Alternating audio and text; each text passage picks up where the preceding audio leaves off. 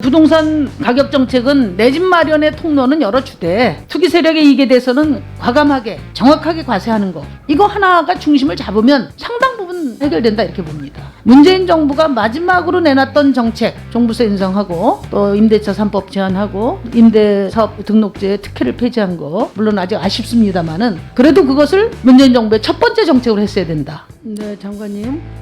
저는 이제 국토위원회 올해 첫 국감을 해봤는데요. 주거복지, 그린 뉴딜, 안전 문제, 이 세 가지 주제를 다루고자 했습니다. 국토부가 주거복지의 주무부서를 담당하고 있다고는 하지만 제가 보기에는 여전히 과거 개발 시대의 건설 산업을 키워주는 그런 주택 공급과 부동산 시장 정책을 중심에 두고 있어요. 근데 저는 이제 문재인 정부 들어서 선언한 바도 있지만 세계 12국가에 걸맞게 이제 정책의 중심을 주거복지로 전환해야 된다. 장기 공공임대주택도 정부가 내놓은 통계를 보면 17년에 136만인데요. 법령에 따른 장기 공공임대주택은 89만 호예요. 부풀리기식 그런 장기 공공임대주택이 아니라 이 통계부터 정확하게 법령에 따라서 다시 작성해서 현실적인 계획을 만들어 주시기 바라고요. 두 번째는 주거급여 수준이 GDP 대비 0.07%로 글로벌 평균 0.33의 4분의 1에 불과합니다. 적어도 수급 가구 비중이 최소한 OECD 평균 10%까지는 끌어올리는 계획을 마련해 주십사 요청드리고요. 세 번째는 지금 106만 최저 주거기준 미달 가구, 네네. 고시원 비닐하우스 같은 비주택 가구, 실제로 인간다운 삶의 유지가 어려운 이런 주거 환경을 개선하는 정책이 정확하게 나와야 된다. 이 세 가지를 주문을 드립니다. 그렇게 하겠습니다.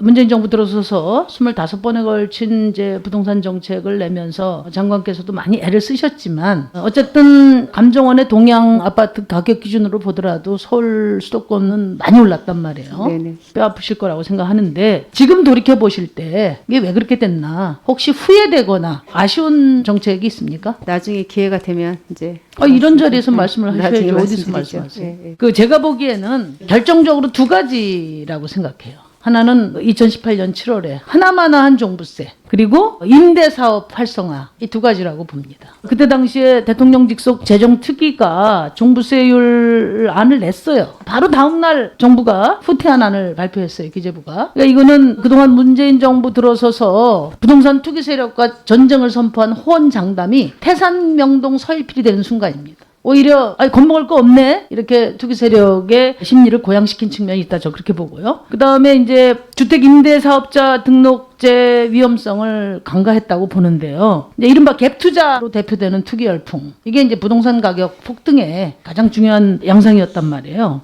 저는 결론적으로 말씀드리면 문재인 정부가 마지막으로 내놨던 정책, 종부세 인상하고 또 임대차 3법 제한하고 임대사업 등록제 특혜를 폐지한 거, 물론 아직 아쉽습니다만은 그래도 그것을 문재인 정부의 첫 번째 정책으로 했어야 된다, 이렇게 생각합니다. 어떻게 생각하세요? 네, 뭐 다 주택 정책을 맡고 있는 저의 많은 실수도 있었고 아쉬운 점도 많고 그렇습니다.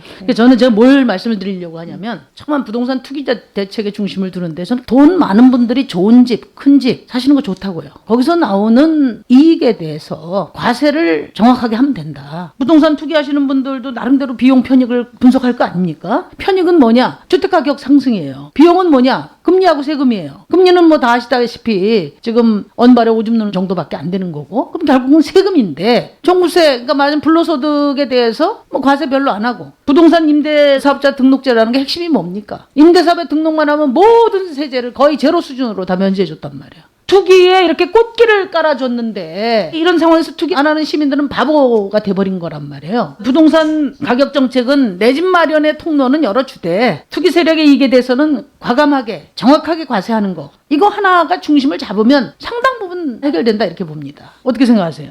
이게 이제 법제화 됐으니까 잘 안착될 수 있도록 오늘 최선을 뭐 별로 다하겠습니다. 말씀을 안 하시려고 하는 것 같아요. 제가 얘기할게요. 더불어민주당에서 미래주거 추진단 띄우면서 예전에 부동산 정책에 대한 반성에서 새로운 접근을 한다고 이야기를 하셨어요. 이낙연 대표께서. 혹시 당정 협의가 있었습니까? 뭐 국토부하고는 없었습니다. 주무부처하고 협의도 없이 새로운 접근이 가능한가요? 뭐 구체적인 뭐 협의는 없습니다. 예, 예. 사실상 이제 보유세 부담 완화 방안을 시사를 한 거고, 또 법안도 제출이 됐는데 지금 종부세 강화 처리한 지 지금 얼마 되지도 않았어요. 올 하반기 내년 6월이나 돼야 이게 효과가 있을 텐데 벌써부터 지금 종부세 완화론이 나오는 것은 또 다른 부동산 정책 실패로 귀결되지 않을까 우려가 됩니다. 어떻게 생각하십니까? 종부세는 저희가 지난번에 법 개정을 해서 1가구 1주택의 장기 보유만 해도 세금을 80%까지 깎아주는 것으로 법을 개정을 해서 많은 혜택을 드렸다고 생각을 합니다. 그래서 네, 바로 그겁니다. 현재는 뭐 특별히 세제를 개편해야 하는 상황이다라고 생각하지는 않습니다. 보유기관에서 실거주자로 전환하는 건 제가 동의를 하겠는데 예. 실거주에 따른 세액공제가 지금 충분하다고 봐요. 그래서 종부세 부담을 완화시키려고 하는 건 저는 커다란 문제가 있다. 주무장관으로서 단호하게 말씀해 주시기 바라고 특별히 소득 바- 없이 커다란 집만 가진 고령층의 세부담 많이 이야기됐는데 그건 종부세 인하가 아니라 지금 국회에서 추진하고 있는 주택연금 확대를 통해서 실질적인 부담을 줄여드리면 된다 이렇게 생각하고요. 적어도 정부 여당에서 노무현 정신 개선을 이야기하려면 종합부동산세를 적어도 노무현 정부 수준으로 현실화해야 된다는 것을 말씀드립니다. 그래서 지금 손도 안 대고 있는 별도합산 토지 이 부분에 대한 과세를 적극적으로 검토해 주시기 바랍니다. 네네. 예.